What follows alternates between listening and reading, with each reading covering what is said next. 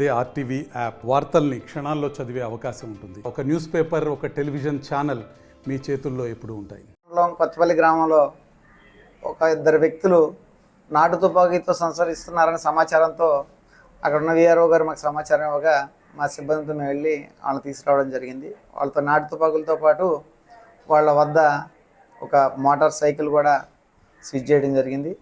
వాళ్ళు నాటు తుపాకీతో నైట్ వేటాడే నిమిత్తం గోకవరం మండలం కొత్తపల్లి గ్రామం వచ్చినట్టు, ఆ తాగిన మైకంలో తాగి ఆ పక్కనే ఉన్న చెట్టు కింద నిద్రపోయినట్టు మాకు వాళ్ళు కన్ఫెషన్లు చేశారు. దాని గురించి ఉన్నతాధికారుల ఆదేశాల మేరకు కేసు రిజిస్టర్ చేసి వాళ్ళని రిమాండ్కి పంపడం జరిగింది.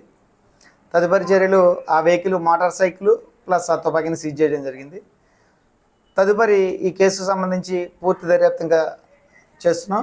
ఇంకా ఫర్దర్గా ఏమైనా విషయాలు వస్తే వెలుగులోకి వస్తే దాన్ని బట్టి ముందుకెళ్తాం. ప్రస్తుతానికి మాకు వచ్చిన ఇన్వెస్టిగేషన్లో తేలింది ఇద్దరు మనుషులు. ఫర్దర్ ఇన్వెస్టిగేషన్ ఎవరైనా వస్తే యాడ్ చేసుకుంటాం.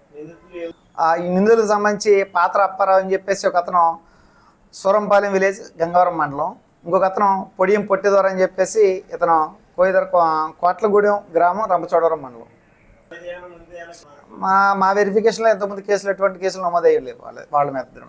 పేరు సంఘటన జరగలేదండి. అది నాటు తుపాకీ, హ్యాండ్మేడ్ తుపాకీ. అది వాళ్ళకి తయారు చేసి వాళ్ళ పూర్వీకులు ఎప్పుడు ఇంట్లో ఉంటే అడుగు బందులు కొట్టడం కోసం వచ్చామని చెప్పేసి వాళ్ళు కన్ఫెషన్లో చెప్పారు.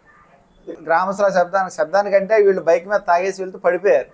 పడిపోవడం వలన పడిపోయిన శబ్దానికి గ్రామస్తులు వేసి ఇన్ఫార్మ్ చేయడం, అక్కడ ఉన్న వాళ్ళు చూడటం, మనం పోలీసు రష్ అవ్వడం, వెంటనే వాళ్ళని తీసుకురావడం జరిగింది. అది ఇద్దరు సింక్ అవడానికి ఇప్పుడు నువ్వు ఎక్కడ నేను ఎక్కడ పంపించి అక్కడ రిమాండ్ ఇస్తాను. కోర్టు తరలించడం అయింది. కోర్టు వారి ఆదేశాల మేరకు తదుపరి చర్యలు తీసుకోవడం జరుగుతుంది. మరిన్ని వీడియోస్ కోసం ఛానల్ ని సబ్స్క్రైబ్ చేయండి. లేటెస్ట్ అప్డేట్స్ కోసం వాట్సాప్ ఛానల్ ని ఫాలో చేయండి. అండ్ లింక్ డిస్క్రిప్షన్ లో ఉంది.